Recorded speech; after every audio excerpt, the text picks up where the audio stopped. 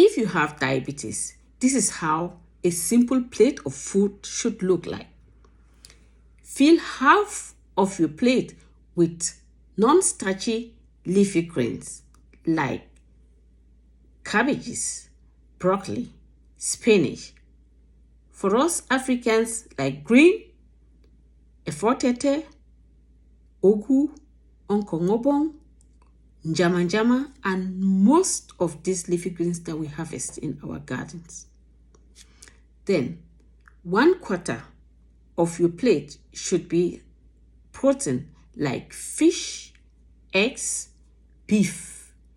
And then the other quarter should be whole grains like plantains, sweet potatoes, brown rice, etc., etc. This simple formula may help you balance your blood sugar.